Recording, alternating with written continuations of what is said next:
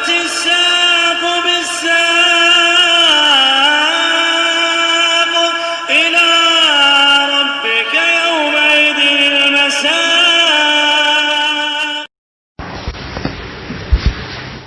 بسم الله الرحمن الرحيم. الحمد لله حمدا كثيرا طيبا مباركا فيه كما يحب ربنا ويرضاه. أشهد أن لا إله إلا الله وحده لا شريك له وأشهد أن محمدا عبده ورسوله صلى الله عليه وعلى آله وأصحابه ومن تبعهم بإحسان إلى يوم الدين. أما بعد. عندك يا أحمد ما الدليل على كفر تارك الصلاة؟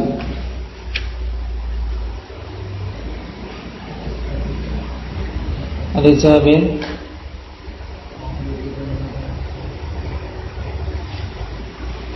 Jangan sampai terbalik-balik.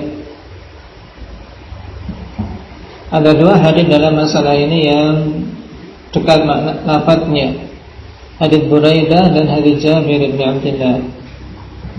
Hadis Jabir yang bagaimana?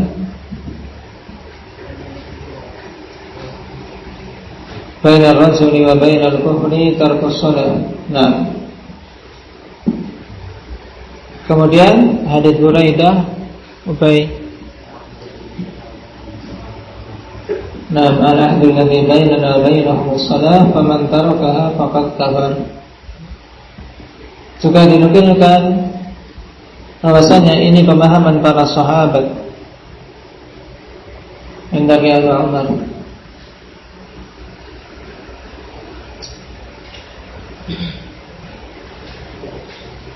Asal dari siapa? Syaqid bin Salamah.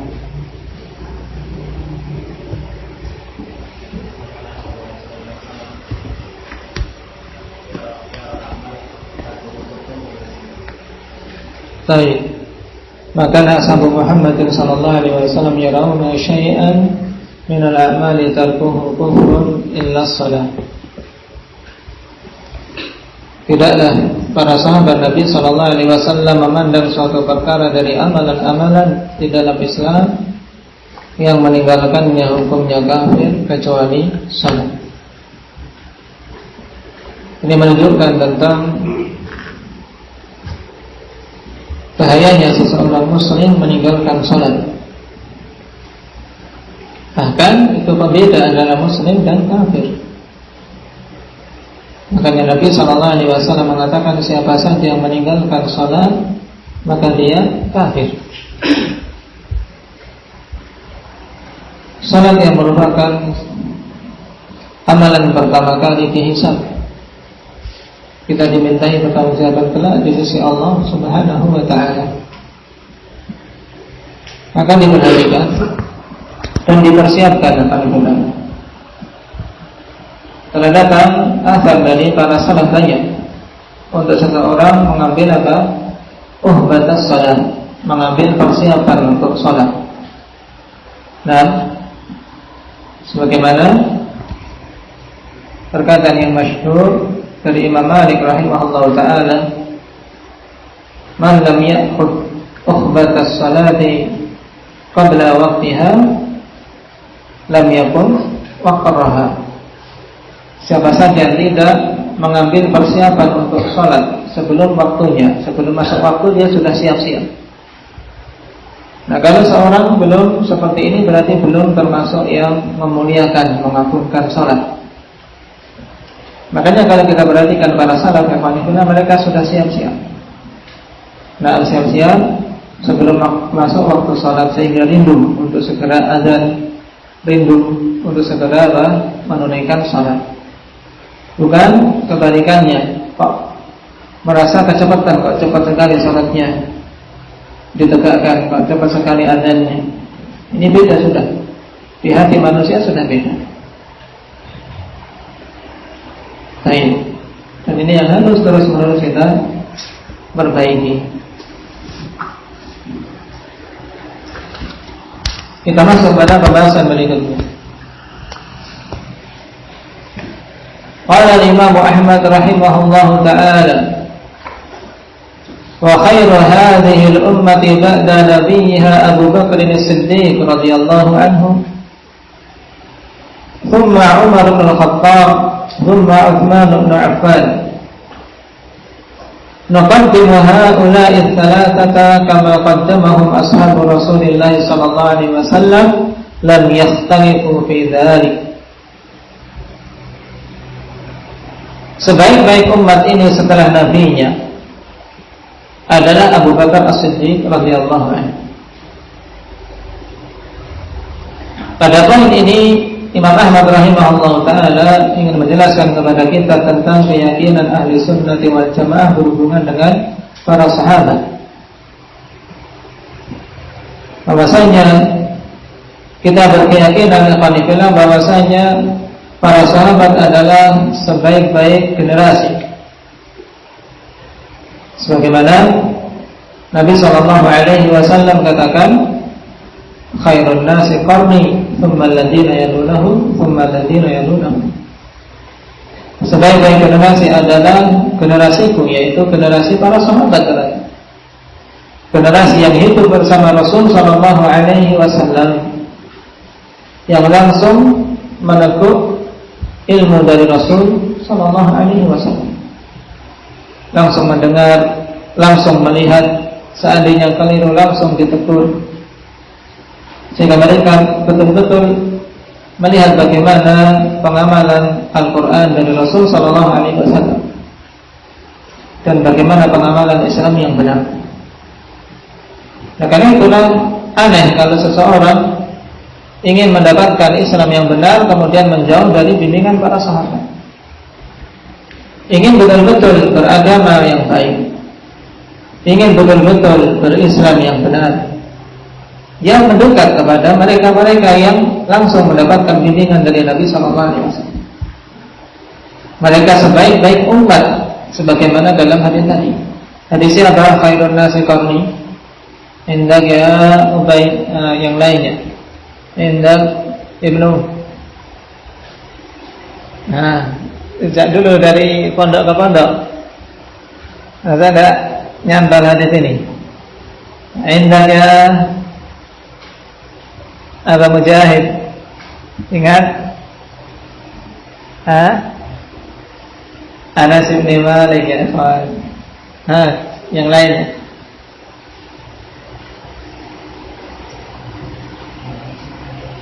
Hadits Abdullah bin Mas'ud radhiyallahu anhu. Sebaik-baik generasi adalah generasiku. Ini dalil utama ahli sunnah atau salafiyun untuk mengembalikan pemahaman kepada para salaf. Maka diingat hadis ini patokan. Kalau ditanya kalian ini mengaku salafi, apa dalilnya harus menisbahkan kepada pemahaman salaf? Pokoknya ada dalilnya. Dalilnya apa? Ya pokoknya ada hadis. Nah, ini sama saja dengan orang-orang yang mengklaim dirinya aswaja. Nah, kita berbeda dari sisi keilmiahan manhaj. Maka dari dalil pokok, sebagaimana dulu sering saya ingatkan, dari dalil pokok dan diingat-ingat. Baik, dalil pokok kita wajib mengembalikan manhaj, mengembalikan pemahaman agama kepada para sahabat, di antaranya hadis Abdullah bin Mas'ud. Sisi pendalilannya bagaimana? Indahnya Abu Abdul Bar dari hadis dari khairun nasi qarni.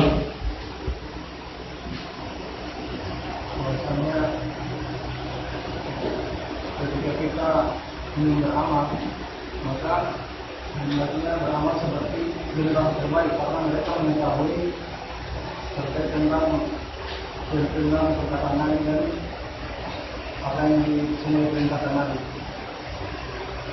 Baik, kurang sedikit inti pendalilan dari khairun nasi qarni. Alhamdulillah, ambil saja dari sisi ini, khairun nasi qarni.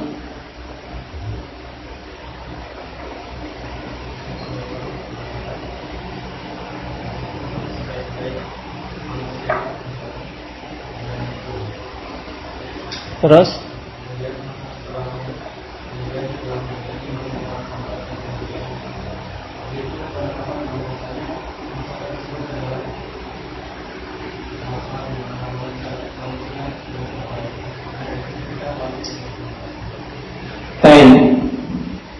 nah, intinya pada rekomendasi Rasul Sallallahu Alaihi Wasallam bahwasanya mereka generasi terbaik. Sebaik-baik generasi adalah generasiku. Tsumma alladziina yalunahum, kemudian generasi setelahnya. Tsumma alladziina yalunahum, kemudian generasi setelahnya, yaitu para tabi'in. Maka generasi-generasi setelah itu kalau ingin baik, yang ikut generasi yang terbaik. Makanya kalau ingin baik sebagaimana mereka mendapatkan rekomendasi dari Rasul Sallallahu Alaihi Wasallam, ya harus mengikut pemahaman generasi tersebut, yang kemudian diistilahkan oleh para ulama dengan istilah apa? Salaf. Nah, istilah salaf yaitu 3 generasi ini. Nah, dari generasi para sahabat, ini masih bertingkat-tingkat dari sisi kebaikannya. Ini juga keyakinan Ahlus Sunnah wal Jamaah bahwasanya kebaikan, keimanan dalam kaum muslimin itu bertingkat-tingkat. Sehingga pembahasan kita ini berhubungan erat dengan pembahasan masalah iman. Oleh karena itu Ahlus Sunnah yang bagus dibawakan oleh Imam Ahmad di sini setelah beliau menjelaskan tentang permasalahan iman di sisi Ahlus Sunnah. Bahwasanya iman itu qaulun wa amal, yazidu wa yanqus. Bertambah berkurang. Juga manusia keimanannya bertingkat-tingkat. Maka pembahasan setelahnya, dan setelah menyebutkan pembahasan masalah salat yang menunjukkan amalan berpengaruh sekali dalam iman, buktinya kalau sampai meninggalkan salat dihukumi kafir. Setelah itu baru menjelaskan bukti kalau manusia itu bertingkat-tingkat. Nah, buktinya sebaik-baik umat ini adalah Abu Bakar As-Siddiq. Dan ini ijma' kaum muslimin. Tidak ada yang menyelisihinya kecuali ahlul bidah dari kalangan Rafidhah. Dari kalangan Rafidhah. Karena asal atau dasar pemahaman mereka dikatakan ar-rafd karena mereka menolak Abu Bakar dan Umar. Sehingga jelas mereka tidak mengakui kalau Abu Bakar dan Umar adalah sebaik-baik umat ini setelah Nabi-Nya Sallallahu Alaihi Wasallam. Jadi keimanan manusia bertingkat-tingkat. Dikedepankannya Abu Bakar As-Siddiq radhiyallahu anhu karena terkumpul padanya keutamaan yang banyak dari sisi nusrah, kemudian dari sisi sabiqiyah, kemudian dari sisi ilm, dari sisi tasdiq, di mana kebanyakan manusia saat itu masih mendustakan Nabi Sallallahu Alaihi Wasallam. Abu Bakar sudah mengatakan shadaqta. Ketika manusia banyak mendustakan Nabi, Abu Bakar sudah mengatakan engkau benar. Sehingga tatkala terjadi perselisihan antara Abu Bakar dan Umar, kemudian Umar marah kepada Abu Bakar, Rasulullah Sallallahu Alaihi Wasallam pun marah terhadap Umar dan menunjukkan keutamaan Abu Bakar, bahwasanya tatkala kalian semua mengatakan aku ini pendusta, Abu Bakar sudah mengatakan shadaqta, aku ini telah benar dalam pengakuan risalah. Jadi sebaik-baik umat ini setelah nabinya yang pertama, dalam urutan paling pertama siapa? Abu Bakar As-Siddiq. Siapa namanya? Indaka rijal. Siapa nama Abu Bakar As-Siddiq? Jangan sampai tidak tahu. Abdullah bin Uthman. Ini nama dari Abu Bakar. Abu Bakar kunyah dan beliau lebih masyhur dengannya. Digelari dengan As-Siddiq karena beliau termasuk deretan awal-awal yang membenarkan Nabi Sallallahu Alaihi Wasallam dengan pembenaran yang luar biasa. Dan ini gelar yang tinggi alhamdulillah. Karena gelar As-Siddiq atau kedudukan ini kedudukan setelah para nabi. Nah, kedudukan setelah para nabi adalah as-siddiqun, yang kedudukan ini bisa dicapai dengan ilm wal iman wal amal. Ilmu, kemudian iman yang betul-betul kokoh, dan amalan. Tidak akan mungkin kedudukan siddiqiyah, nah para siddiqun ini dicapai tanpa ilmu. Makanya Ibnu Qayyim ikhwanillah, nah dalam kitab beliau Miftah Daris Sa'adah menjelaskan dengan penjelasan yang sangat bagus tentang keutamaan ilmu. Nah, bahwasanya mereka itu, nah kedudukannya di bawah derajat kenabian, yaitu mereka-mereka yang mengemban ilmu. Ada dalil kalau as-siddiqun, nah kedudukan di bawah para anbiya.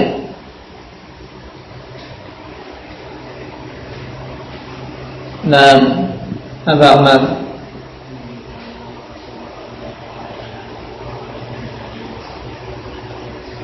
nah, wa man yuti'illah wa rasul fa ulaika ma'al ladzina an'ama Allahu 'alaihim minan nabiyyin was-siddiqin wasyuhada was-salihin. Pada surat An-Nisa.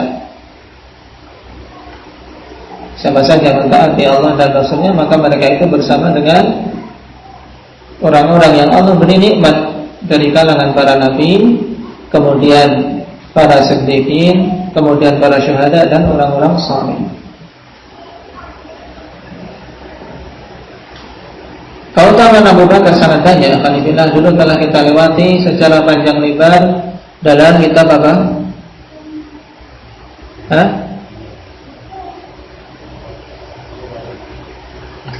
Dalam Fathul Wadud, syarah Ha'iyah Ibni Abi Dawud, maka dirujuk di sana. Bahkan kita membahas dalam keutamaan masing-masing dari 10 sahabat yang mendapatkan janji surga. Dan insyaallah kita murojaah pada pertemuan yang akan datang, dipersiapkan sehingga nyambung. Thumma Umar bin Khattab, kemudian Umar bin Khattab.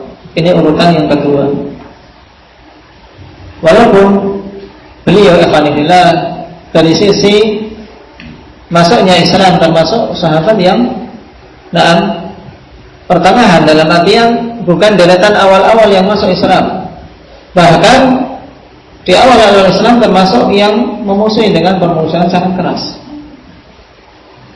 Di sini menunjukkan ikhwanillah bahwasanya keutamaan bukan sekedar lebih dahulu. Nah, sebagaimana kita juga ada yang sebagian yang mengenal dakwah ini sudah tua, atau mengenal dakwah yang hak ini baru-baru saja. Ada juga yang mengenal sudah lama, sudah melampaui berbagai macam generasi, berbagai macam fitnah.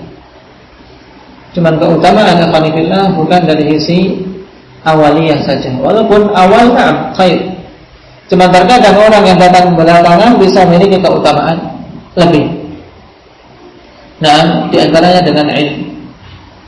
Karena Umar bin Khattab radhiyallahu anhu alhamdulillah dipuji, dan keutamaan yang khusus pada beliau melebihi yang lain dari sisi ilmu. Bahkan termasuk ada seorang yang mulham, seorang yang banyak diberi ilham oleh Allah Subhanahu wa taala. Bahkan sampai-sampai Nabi sallallahu alaihi wasallam katakan, seandainya ada nabi setelahku, maka Umar itu nabi. Betapanya usulan-usulan Umar yang kemudian turun wahyu membenarkan.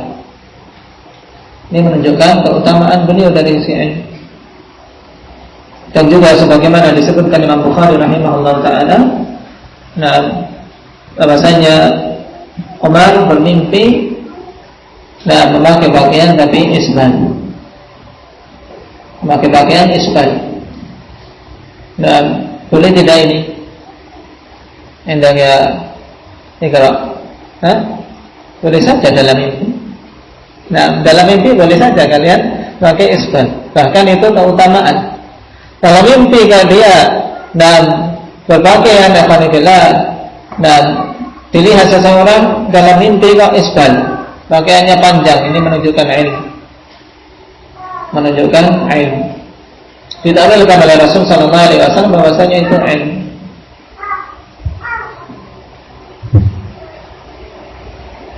Jadi di antara sebab boleh dikedepankan dari yang lain yang alhamdulillah, padahal bukan yang awal-awal masuk Islam. Maka bersemangat. Dan yang kita memiliki semangat yang kuat untuk betul-betul menghiasi diri kita dengan manfaatkan waktu yang ada. Manfaatkan waktu yang ada. Dan jangan seorang melihat dirinya kecil dalam artian aku baru belajar. Jangan. Seorang hendaknya punya semangat dan tekad yang kuat, punya himmah yang tinggi. Baru belajar tapi berusaha sekuat tenaga untuk apa? Maju dan melesat ke depan. Thumma Utsman bin Affan radhiyallahu anhu, urutan yang ketiga. Utsman radhiyallahu anhu yang termasuk as-sabiqun al-awwalun, golongan yang awal-awal masuk Islam. Ya, di antara kekhususan beliau disifati dengan sifat al-haya, sifat malu. Dan sifat malu sifat yang bagus ya kita. Kata Rasul sallallahu alaihi wasallam, al-haya'u la ya'ti illa bi khair. Sifat malu itu tidak datang kecuali dengan kebaikan. Nah, baik. Karena al-haya' wal iman qarinan. Sifat malu dan keimanan itu dua hal yang senantiasa harus ada bersama-sama. Sifat malu tercampur, biasanya imannya juga ikut luntur. Kalau iman kuat, maka sifat malunya kuat. Ini mesti. Dan yang dimaksud dengan al-haya, sifat malu. Nah, yang Rasul sallallahu alaihi wasallam mengatakan wal haya'u minal iman, dan sifat malu itu termasuk bagian dari iman.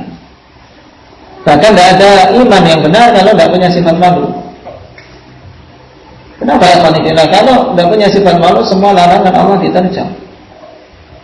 Berarti keimanannya tidak ada. Makanya sampai dikatakan al-haya' wal iman qarina. Baik. Dan yang dimaksud dengan sifat al-haya', sifat malu, adalah suatu sifat yang menghalangi seseorang untuk terjatuh pada perkara-perkara yang dilarang oleh Allah Subhanahu wa ta'ala. Ini sifat malu. Nah, apa itu sifat malu, Alif? Sifat malu itu apa? Itu sifat yang menghalangi seseorang dari melanggar aturan-aturan Allah. Nah, oleh karena itulah Rasul sallallahu alaihi wasallam katakan, "Idza lam tastahi fasna' ma syi'ta." Kalau engkau tidak malu, berbuatlah semaumu. Ini menunjukkan bahwasanya malu itulah yang mencegah seseorang untuk tidak berbuat sembarangan, tidak berbuat semaunya. Dia itu punya aturan. Allah Subhanahu wa ta'ala yang mengatur. Ada yang halal, ada yang haram. Ada yang harus kita kejar dan perjuangkan, kita bela mati-matian, dan ada yang harus kita tinggalkan sejauh-jauhnya.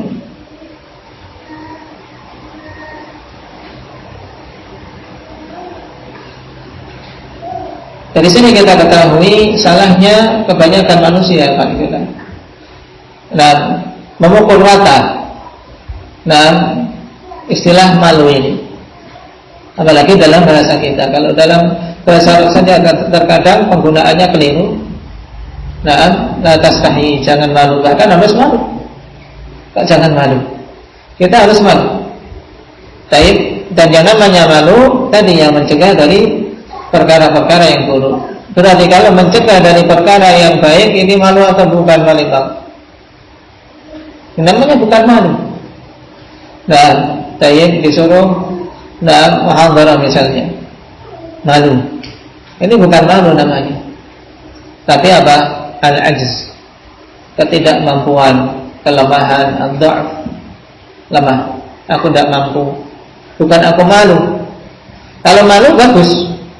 Nah, karena malu tidak akan datang kecuali membawa kebaikan. Baik, tapi kalau malu dari perkara-perkara kebaikan, maka ini bukan malu yang benar. Ini namanya dha'af, kelemahan, yang harus kita hilangkan.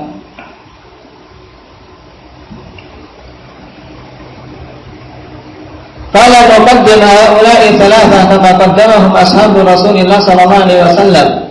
Kita mengedepankan mereka yang tiga ini sebagaimana para sahabat Rasul sallallahu alaihi wasallam mengedepankannya.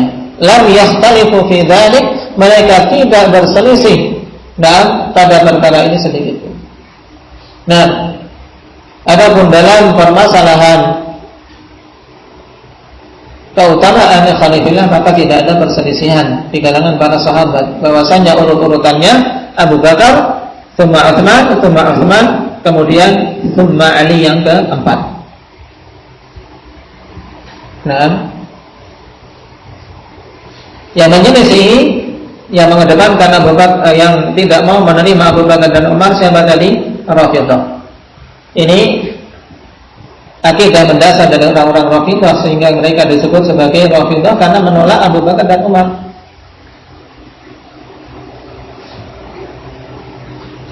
Tsumma ba'da haula'i thalatha ashabus syura al-khamsah. Kemudian setelah tiga para sahabat tersebut, ashabus syura yang lima. Siapa itu? Wahum Ali bin Abi Thalib, yaitu Ali bin Abi Thalib pada urutan yang keempat. Wa Talha wa Zubair wa Abdurrahman bin Auf wa Sa'd bin siapa? Sa'd bin Abi Waqqas radhiyallahu anhu. Kulluhum yasluhu lil khilafah wa kulluhum imam. Keyakinan kita terhadap mereka ini, ya Qanibillah, semua adalah pantas untuk memegang tampuk kekhalifahan dan semuanya adalah imam. Jadi ashabus syura yang dipilih oleh Umar bin Khattab radhiyallahu anhu, mereka semuanya berhak untuk apa? Untuk menjadi khalifah. Makanya dipilih oleh Nabi untuk menentukan siapa. Baik. Yang termasuk dalam deretan mereka telah disebutkan sebelumnya, yaitu Utsman, karena dipilih 6. Yang kemudian mereka semua sepakat, yang 5 ini sepakat untuk menunjuk Utsman sebagai khalifah.